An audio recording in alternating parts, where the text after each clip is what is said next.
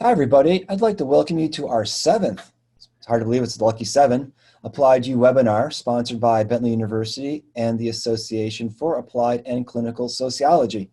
My name is Gary David, and I am the immediate past president as well as the incoming vice president or vice president-elect, don't ask me how that happened, of the AACS.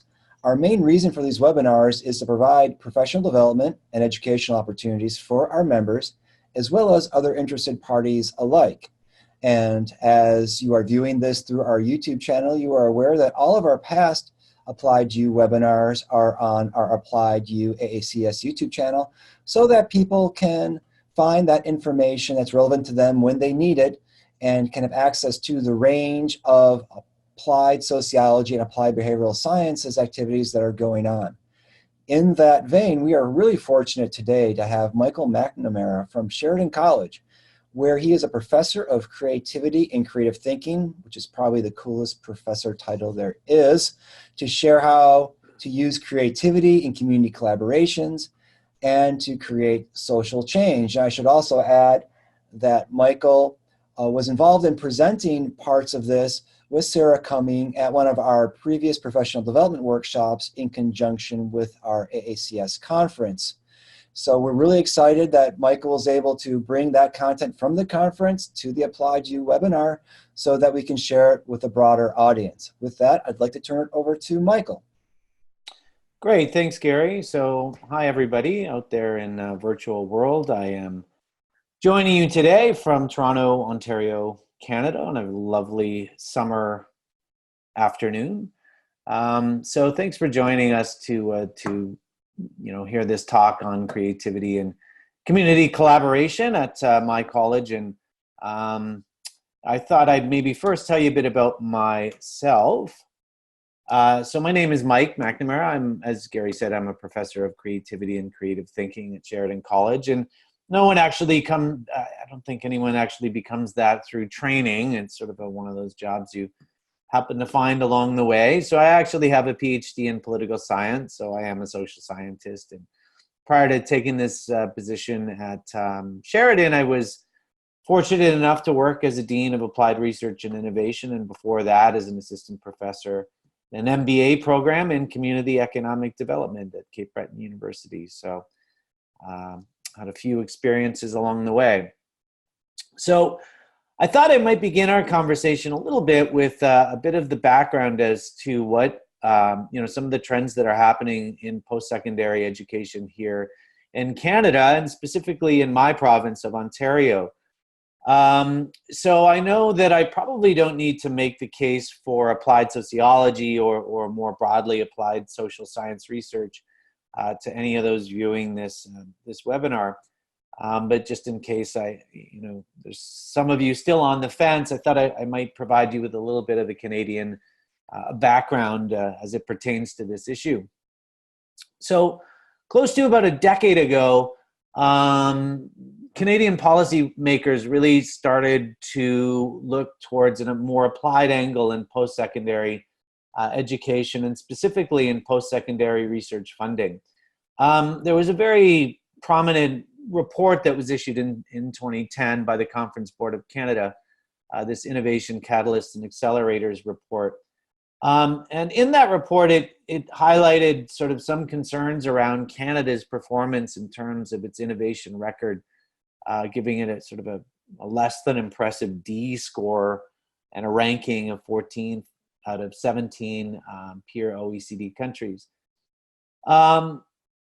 Also recognizing that there was an opportunity for post-secondary institutions to support here, specifically private sector actors, in terms of their R&D capacity. In surveying small and medium enterprises in the country at the time, the most frequently cited barriers to innovation by SMEs were in order things like lack of R&D capital, lack of time to engage in R&D, lack of in-house expertise for R&D, and insufficient government incentives for R&D activities, all thought and or known to be related to innovation. As a response to that, the Canadian government began turning towards colleges and universities and saw them as having an important role to play in organizational level innovation. And what they did at this point in time was to unlock a whole new series of research funding envelopes that would see post-secondaries in Canada partnering with private sector actors on innovation style or R&D type research projects. At that time, a whole host of new funding envelopes became available specifically to the colleges, or like vocational and technical institutes of higher learning, to partners with SMEs in their local area. I had mentioned earlier that I was a dean of applied research and innovation, and in that role, my job was to, in part, help define those new funding envelopes and then to help the institutions that I work with both procure them and then execute them. So it's sort of been the lay of the land for the last 10 years or so. More recently, things have taken a rather significant turn here in Ontario. We have a new provincial government. Doug Ford is our new premier and his Conservative government, and they have made sort of many in the post-secondary system here in Ontario are sort of referring to this as a bombshell announcement of April of this year, April 2019. And that was the announcement that funding for Ontario colleges and universities will now be tied to performance outcomes. For you in the States, you may say, well, sure, that seems to be what standardized testing is all about. And I would agree with you. And to some extent, that's historically been the case here in Ontario, but not so much at the post-secondary level. Previously, and I would say still currently, it's only been 1.4% of funding that was linked to institutional performance. In the next 5 years, that is scheduled to go up to over 60%, with 25% of funding in the first year linked to performance outcomes. This is a really profound shift in funding for post-secondary institutions in my province. A lot of questions were originally coming out about, well, what do we mean by performance outcomes? That was originally not clear. It is since April, it's become a little bit more clear. The Conservative government has hinted at 10 metrics related to performance outcome. Some they've been pretty clear on, some they've been less clear on. But the first 6 are things like graduate earnings, number and proportion of graduates in programs with experiential learning, so big emphasis on experiential learning, skills and competencies, proportion of graduates employed in full-time in related fields, so are we getting jobs in our fields, proportion of students in identified areas of strength, graduation rate, and then the last 4 are all related to economic and community impact. Here, the government's been less sort of specific, with the exception of number 7, which is the amount of funding received from industry sources, and then the last 3 being related to community and or local impact. So this, I think, has profound implications for post-secondary institutions in Ontario. And, I think many of us are sort of scrambling to figure out what this means for us and how we're going to sort of demonstrate performance on the metrics, that are part of this 10-item list. My institution, thankfully, has been one that has really emphasized things like community involvement and community impact and industry-related and relevant not just teaching, but also applied research. We've recently come forward with a new strategic plan for our school called Sheridan 2024, 5-year plan, galvanizing education for a complex world. And the 5-year outcomes, there's 10 of them listed, but number 5 I sort of note because I think it's most relevant for us, is community and industry partners will leverage Sheridan expertise and creativity to develop innovative solutions for real-world problems. again, I take this to be, a positive sign for my research agenda, but also, one that's really well aligned with, the 2010 messaging around, the role of post-secondary institutions as a support for industry, and I would also argue nonprofit, the nonprofit sector, but also as something that's really, responsive to this latest gesture from our provincial government. At this point in time, actually, I know Gary's still on the line. I thought I might just touch base to see if that sort of environment mimics anything that you're experiencing in your neck of the woods. In some areas, yes, and it varies state to state. And I know in some states, especially if they're funded through the government, like the state government, they're a state school. Texas, for instance, has some pretty strict metrics similar. I don't know them offhand, but I know from just reading generally about outcomes measures of basically, do the people that you educate in your programs get jobs? And what Right. kinds of jobs do they get? And are they employable? And this, you will find states where this is a huge emphasis. Now, I'm at a private school, so that's less of an issue. And it's also less of an issue because we're a business school, right? And so one of our big areas of emphasis as a brand is that we have a really high placement rate in jobs after college. So it's on the one hand, it's a conundrum, right, for social scientists. You can sit there and say, well, of course, our graduates should get employed, and they should get employed in a variety of different areas. But at the same time, are we just vocational education? And this is where the social sciences, in my opinion, have been really, really bad at articulating the relevance of the social science in and of themselves and effectively demonstrating how to translate what we teach in terms of theories, concepts, and methods as being relevant across a broad area of occupational opportunity.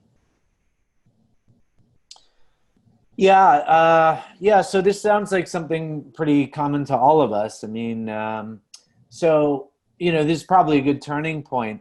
For me to, in the presentation anyways, to speak a bit about how some of the things that my research team has been up to at Sheridan, and some of the ways we've tried to leverage our skill sets as social scientists, my colleague Sarah and I, and certainly our team members, sort of how we leverage our skill sets as social scientists to sort of lend value in a way that's sort of envisioned not just by this strategic plan, but also by the earlier 2010 reports, as well as our new government's performance outcomes.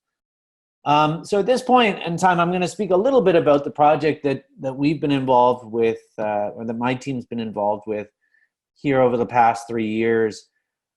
And it's actually with the nonprofit community in our one of the towns that we serve, which is the town of Oakville, just outside Toronto, Ontario. And our lead partner in this project is the Oakville Community Foundation, and they are actually the largest charitable asset in the town of Oakville, and they are sort of dedicated to building community through philanthropy. So they have a large donor community, and on behalf of that donor community, the OCF has distributed over $40 million to support charitable activities and projects in and around the town of Oakville. So we were approached by the OCF in about 2015, just through sort of networking, and some of the things we began to talk about were things like this: how might we, as social scientists, help the OCF improve their practice, improve their operations, basically help them improve in philanthropy. And some of our early conversations went around things like, how might we improve the current request for proposal process? How might we build better projects? How might we engage locals? How might we think more creatively about solutions to problems of marginalization? How can we build more sustainable outcomes? All sorts of these questions came to mind in some early brainstorming sessions. I then thought a little bit about who they were and who we were, and I began to think about, maybe the way we might come at this is to think about what our partners at the OCF sort of have, and where maybe they're deficient, and how it is that we might be able to step in to help them with those, with those deficiencies. So sort of taking a laundry list of determinants known to be related to organizational performance, and specifically organizational creativity and innovation performance.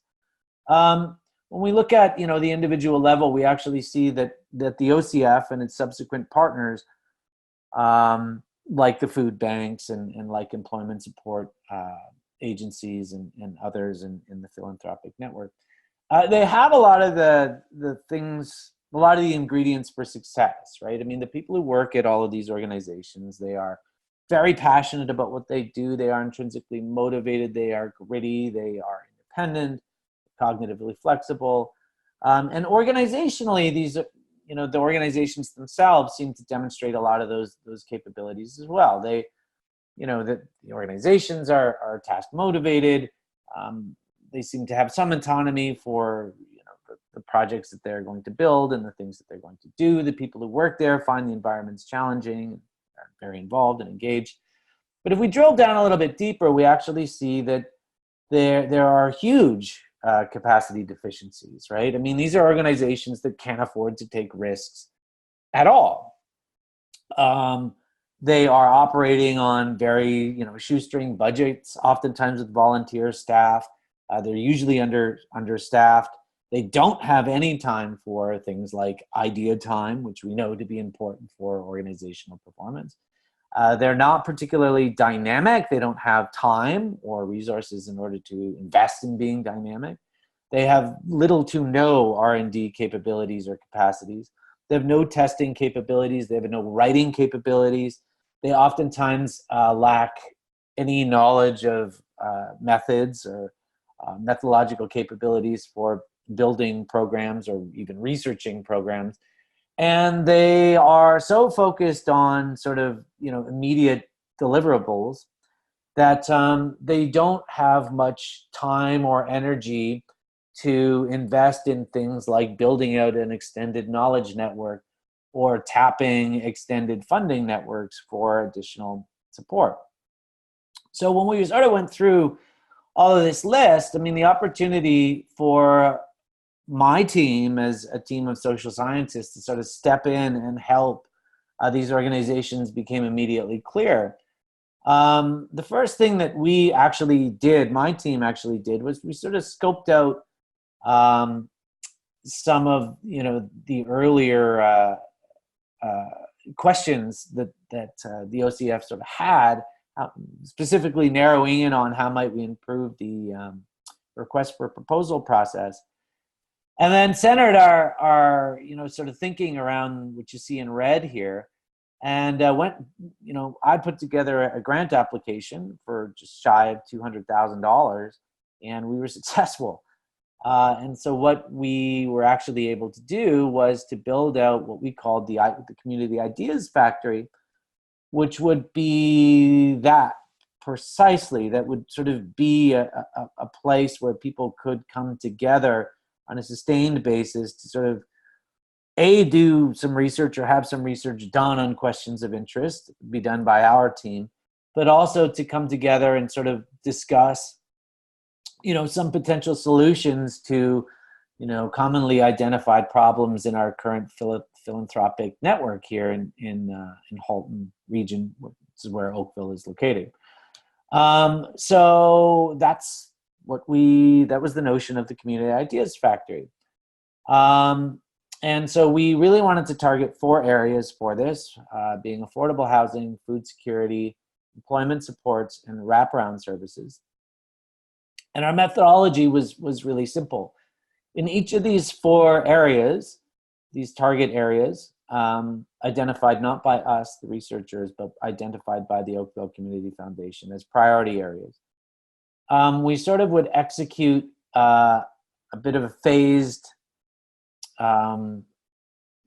process that would work like this. And phase one, I mean, the research team went out and just did basically a literature review of, the identified best practices in social innovation in the target sector. So, through this sort of environmental scan, we looked at everything sort of happening around not just North America, but sometimes into South America and over in Europe, to see some of the really innovative things that people were doing in the sector. While that doesn't seem particularly novel or noteworthy, I would argue that it was, because our partners wouldn't have had any understanding about what others were doing, quite simply because they didn't have the capacity to sort of look at what others were doing in a really sustained and deliberate way. So that, I think they found a lot of value in that first piece. Sort of building on that first piece, my team and I then sort of engaged in some data collection in order to identify, the current challenges and obstacles faced by those using the services in Halton region. So we used a variety of different methods, sort of depending on the field, but we did some focus group interviews, we did some survey research, all touching base with users of the given services in our area. So this work really helped informed phase three, which was creative problem solving facilitation. So once we sort of collected the information, we then invited both users and service providers to a local site, sometimes at Sheridan, sometimes at the local community center, for a day-long workshop where we would try to build out solutions to some of the identified challenges and barriers. Here you can see, a lot of nods to participatory style research. This is something that's really sort of near and dear to my background in training. So here we used a lot of participatory methodologies coupled with, creative problem solving activities in order to identify what we called quote unquote fundable solutions. In phase four, we then brought those fundable solutions forward to the donor community with the Oakville Community Foundation at our side. And this sort of launched a whole interaction between the new RFP process and the donors that would sort of be launched. I can walk you through this a little bit step by step, but just to show you sort of how it worked across the different areas. So in our first go was housing affordability. So again, we conducted quite an extensive lit review, and then did some background survey research, and then invited folks to a large session at a client's place of business for a creative problem solving session. In terms of the creative problem solving sessions, we dealt with 130 service users. Prior to that, we did focus groups with users and executive directors and what have you. And the result was sort of like an identification of issues and gaps. You see on sort of, I guess it's the left hand of your screen, and then on the right hand of the screen, a variety of different recommendations for action. So we brought these forward not just to the donor communities, but also to the province and to certainly the municipalities. And so I think they found that information pretty useful. They actually, I think, integrated it into some of their programs themselves. So the effect was more than just, funding new programs. It was also, I think, operational from the point of view of the municipalities and other actors involved. We then moved on to food insecurity or food security. In the first instance, we did our lit review, and then we engaged in data visualizations with food bank users, what we call neighbors. And here on the screen here, you'll see one of the problem trees. Sort of, this is a cause-effect mapping, I call it problem tree analysis, that I actually engaged in with some of the food bank users. where they're identifying some of the causes for not being able to access healthy food and some of what they view as some of the consequences. Through this exercise, we were able to sort of identify barriers to access and the consequences of food insecurity. And after that, we then did some creative problem-solving sessions with frontline workers and executive directors from 27 food banks. Out of that, we developed some proposed fundable solutions and brought those forward to the donor communities. So once we moved through food, we then moved on to employment supports and basically did this similar type of thing. As some of the background research, we did surveys with support service users to identify barriers. And then we did, again, creative problem-solving sessions with frontline service providers and organizations. There again, we identified some fundable solutions and brought them forward, and then did this once again with the wraparound services. So once we'd sort of collected all of that information and identified some of these proposals, we sort of launched it as part of this bigger, what we called the Because Oakville Request for Proposal process. So sort of used our research and then fed it into to this system where we, as the researchers, discussed the recommendations with the funders, the donor community. And then the donors voted on which recommendations they wanted to fund. And those candidates, those top candidates, informed the new RFPs that were issued. And then those responding to the RFPs were invited to do a philanthropy pitch to basically pitch their project to the donor community, who ultimately subscribed dollars to the proposals that they wanted to fund. The deliverables at the end of this whole project, where we've funded to date, it's been over $350,000 has been awarded to the innovative projects originating from the research. So far, they are a project on affordable housing, Halton initiative. There's a community gardens initiative that came forward, and a new community resilience hub that came forward. There is one more round of this that'll happen, I think, next fall. So we'll see if any new projects get funded already. What was really encouraging about all of this is that, you know, the data really drove program decision making here of the donor communities, and that's something that really had never happened before in this whole RFP process. There's lots to say about that project. I don't want to go on and on. I think I'm coming close to my time, but I did want to think about some high-level cases for investing in this type of research. I mean, from my point of view, what we had done pretty well here, and I think all of our community partners, you know, attested to this, was, you know, we as a post-secondary were sort of able to leverage our knowledge as social scientists, our tools as social scientists, in order to support a community's effort at building innovation and interventions.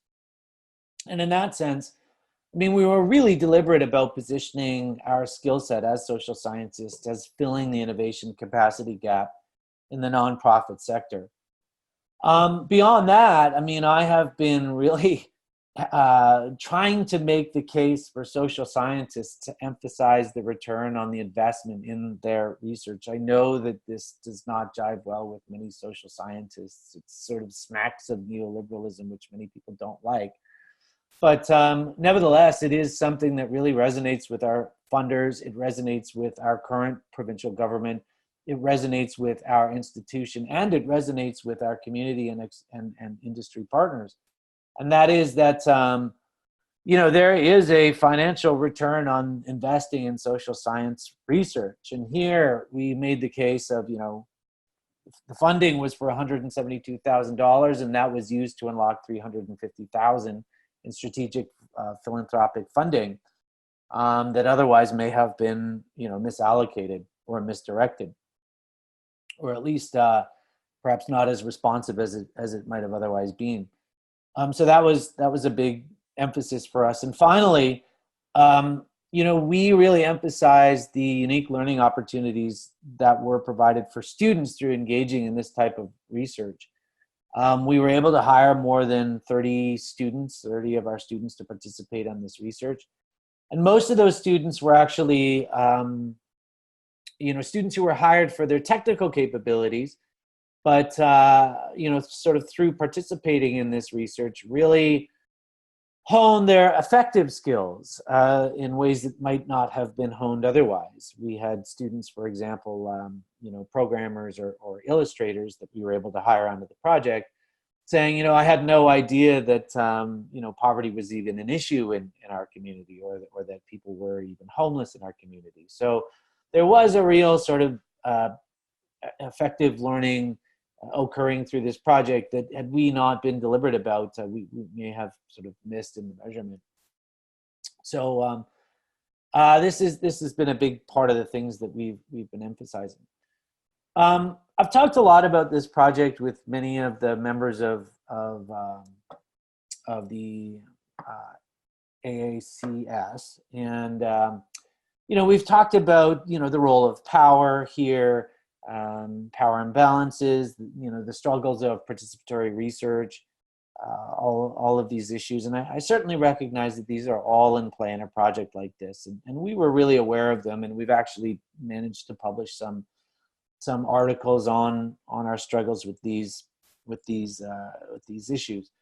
But I really want to emphasize that sort of advancing knowledge on those issues was not the key impetus behind this project.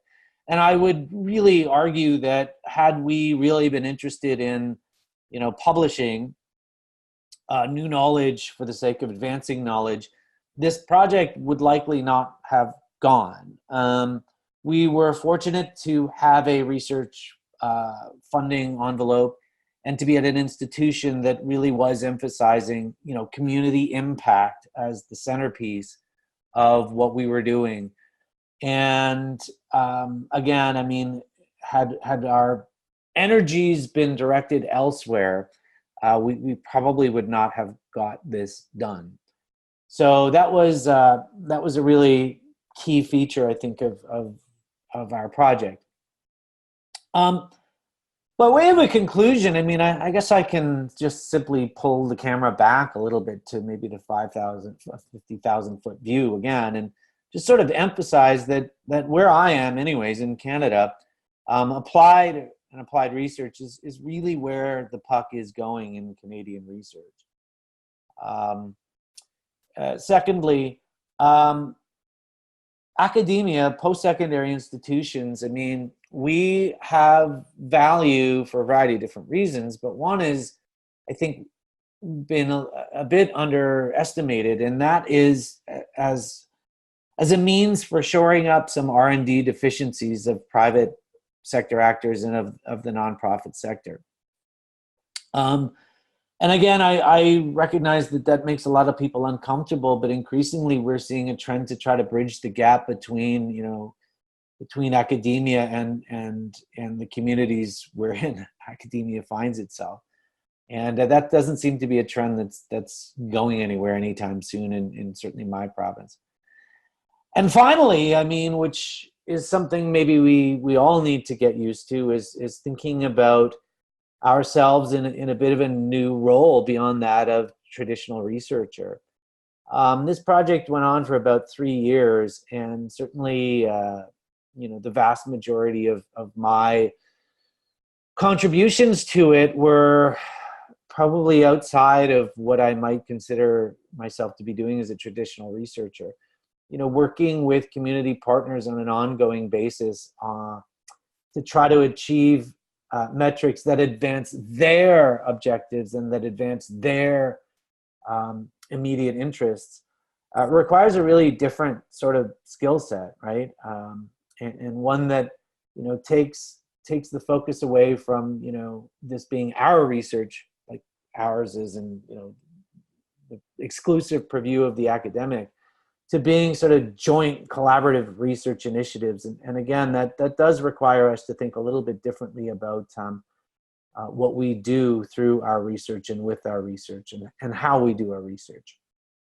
Um, so maybe at this point in time, I'll sort of pause. I'll pause things there. I suspect that you probably have some questions or some concerns or some comments, anyways, that might be important for us to consider here. I'm happy to receive those by email. I'm also happy to touch base with you at any upcoming AACS meetings. Gary, maybe I'll just pause it there and throw the floor over to you if you have any glaring questions or comments or anything of that nature. Yeah, it's a lot of stuff. I have a lot of notes here. And the first question I have is that glass of wine in the picture for breakfast, lunch, or dinner? I'm a bit concerned. I'm trying to figure out what's on the plate, but See, that's the ethnographer's eye right there. that's great. It's the first thing I went into was great. like, that's not great. And I don't know if that's your son's glass or not, but I'm not judging. It's Canada. Culture up there. Right. Hey, well, it's my lens. It's Canada. You're lucky it's just a glass of wine. Right? I didn't even going to ask what was, in the plates. Right. That would be using my power and privilege from a American-centric perspective to Canadian culture. And I wouldn't want to do that. That would be wrong. Right.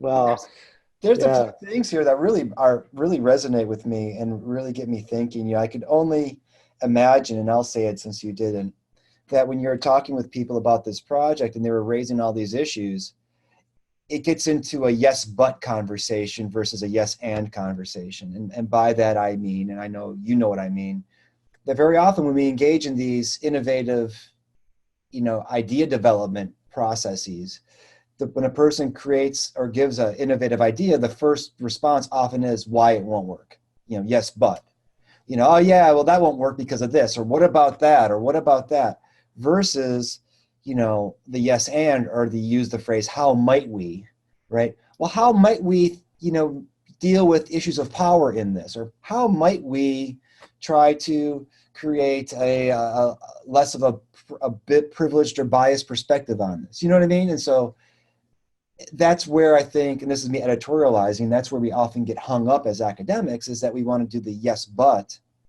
critical thinking versus the yes, and, or what I would call a critical innovation. Thinking critically, but don't stop there. How do we use that critical insight to build on the innovation?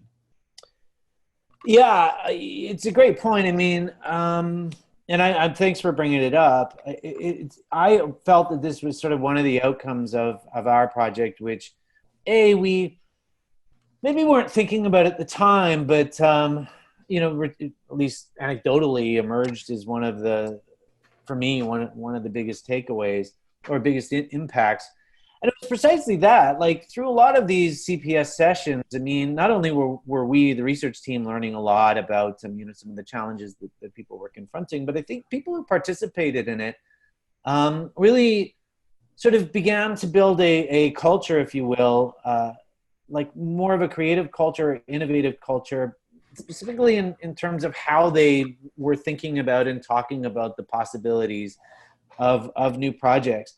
I mean, sort of being a professor of creativity and creative thinking, I mean, I'm particularly cognizant of language, and so the notion of like yes and or yes but is a huge distinction for me. But to actually hear frontline service workers, say things like, this was really great. Like we've never really talked about,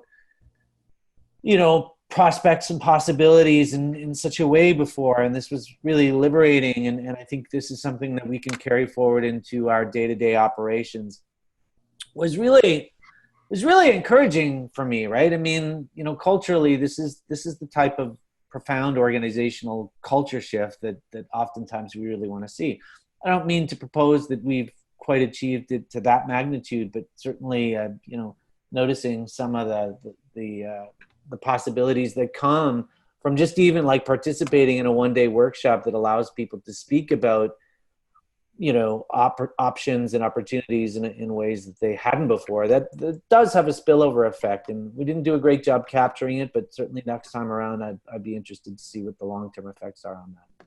I really appreciate also the references to participatory design, even participatory methodologies writ large, whether it be participatory design or participatory action research, or even human-centered design. And, if for anybody who's familiar with human-centered design, when you read that material, it sounds very familiar, right? I mean, I was reading the audio stuff on human-centered design. I was going, wait a second, I've heard this someplace before. And, part of the challenge, and I'm not blaming IDEO, whoever, advocates these approaches. I more blame, in my instance, sociology, because we've seeded that ground. Like you said, people don't like to talk about ROI because it's neoliberal or et cetera, et cetera. Well, if we're not the ones engaging in these conversations with clients, whether those stakeholders be community organizations, businesses, individuals, policymakers, whatever, if we're not the ones doing that, someone else is going to. And they may not be doing it with the sophistication of knowledge that we've developed through our education, nor with the set of values or ethics that we hopefully have acquired through that same educational process. And so by opting out, because of these issues around, ROI and profit and working with businesses or whomever, we really do a double disservice or triple disservice to ourselves, to the organization, and to the larger society, because we're not involved in that conversation any longer. Yeah, I think for a lot of us, it can be sort of decision time, right? A lot of that language that I've adopted, I mean, I do so not so much because it's my language, but rather it's the language that my partners are required to use, right? I mean, they have to use this in order to impress their donors. And, without their donors, they won't survive. There's actually, so I have a new article that's just come out in the Canadian Journal of Nonprofit and Social Economy Research. And this is precisely what it's driving at, is to say, when it comes to participatory research, when we're truly being authentic and working with our community stakeholders, we, can't always do what we want. We're not free to do whatever we want. We sort of have to work around the constraints that our partners are living under. It's why I've titled that piece sort of Negotiating the Complex Game of Philanthropy. This is what we're doing, right? And we have to recognize that our partners, we're being authentic, I think, in our collaborative research, that our partners are constrained by their own realities. And in this instance, the Oakville Community Foundation is not free to ignore its donors. It's not free to cut its donors out of all decision-making around which projects will be funded. And, while, the literature says, if we're really to be authentically participatory here, we have to do that. And I would say, well, that's fine, but this is the complex game that I think we're now playing when we engage in community-based research. Yeah, and I really appreciated, on that point, the phrase you used, stakeholders, and there's a lot in business right now around moving from shareholders to stakeholders, which, to use the language I like to use, broadens out the experience ecosystem quite significantly, because a shareholder is somebody who is potentially actively connected to a company or a community. The stakeholders is much broader. And so I might not own shares in a company, but I am a stakeholder because I live in a community or a region in which the company is active, and its decisions affect me as well as everybody else, whether employed or owning shares or not. And there's a real opportunity space there for social scientists to engage in what one of my former professors called the social brokering between groups, between those stakeholders, and to bring them together in a way of communicating that they don't ever have. And there's tremendous value just in that act, as you've talked about, whether it's a one-day engagement or longer, and then to have the analytic lens that you have to do more with that other than just have a conversation, but to make that actionable insights through the creative process. And I think that's just brilliant, linking all those points together. And that's a real way of the future that social science in general should be looking.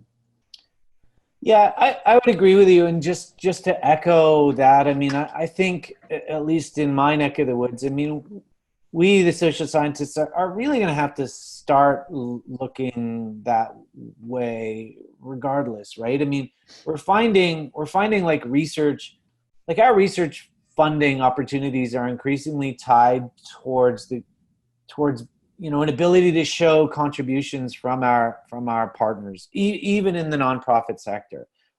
Those can oftentimes be in-kind cash contributions or time, but and this is rightly or wrongly interpreted by the funding bodies and the government more broadly, rightly or wrongly interpreted as an answer to the question, how do we know what you're doing is relevant and has impact?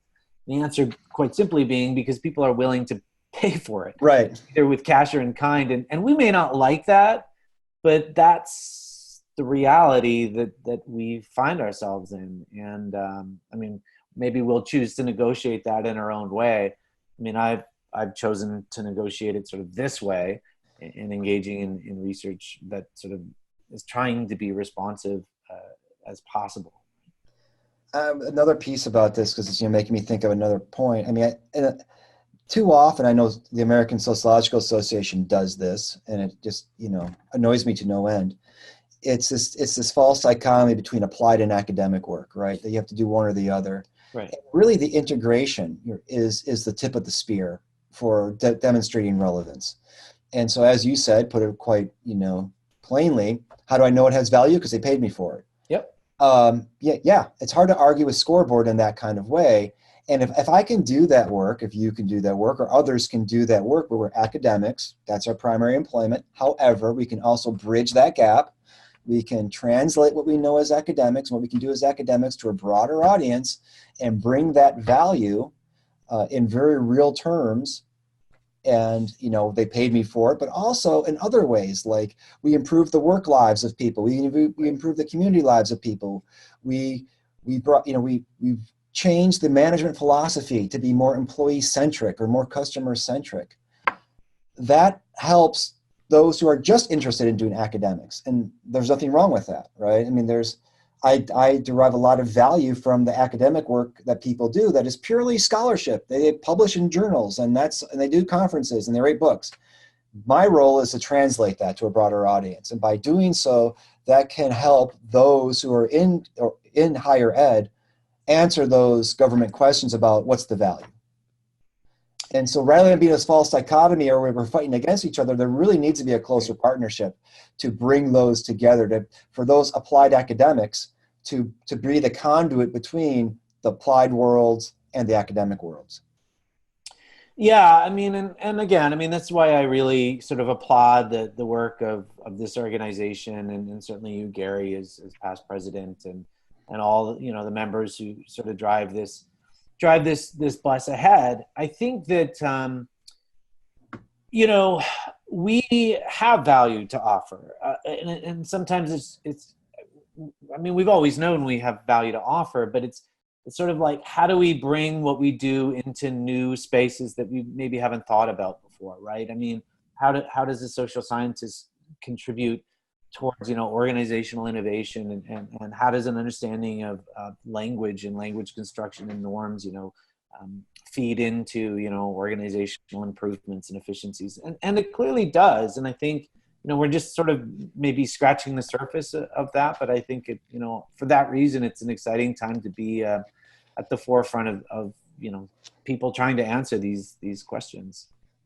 Well, I think it's a great place to end with the webinar, and I really do appreciate it. I think there's a lot of value to be derived out of everything you presented here as a case, and then inspiring people to think of ways that they can apply it in their own situations or locations. And I encourage everybody to email Michael and ask him what kind of wine that is. And, right. It's Niagara wine. Sorry. People don't know that the Niagara region has wineries. It's good wine. It's good wine. Come on up for a visit. I'll take you around. I grew up going to Niagara Falls. It's just a hop, skip, and a jump from Detroit. And so I spent a lot of time on the QEW. Going through Hamilton. Yep, here we are. Back in Niagara. Right. I know the terrain well. Well, I want to thank Michael for talking about his work, using, social science approaches, mixing it with creativity, design thinking to work with stakeholders to create funding opportunities and community partnerships. It was great fun, and it was great to listen. And I want to thank everybody who attended or has downloaded this webinar and is streaming this webinar. Please feel free to share it across all your social media outlets. And if you're in any academic programs, share it with your faculty and students. The broader or the wider we can get out this message, the better off, I think, as professionals in sociology and social sciences we're going to be. And please make sure to check out our other webinars at our Applied U YouTube site.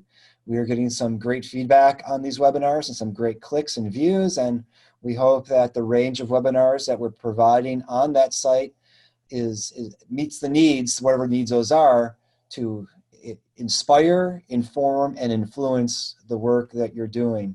And also go to our AACS website at aacsnet.net for information regarding our upcoming annual meeting, which will be this October in Portland, Oregon, or more actually in Tigard, Oregon, just outside of Portland. And we have a great number of networking opportunities, professional development workshops, sessions, and other activities for you to enjoy by attending that conference. And our next webinar will be in August. Stay tuned for details on that. If you'd like to be included on our webinar email list, you can email me at gdavid@bentley.edu. You can also subscribe to our Applied U YouTube channel at our YouTube site. We're always happy to see the number of subscribers go up on that. So with that, thank you to Michael, thank you to Sheridan College, thanks to Bentley University and the AACS, and we look forward to seeing you on future webinars.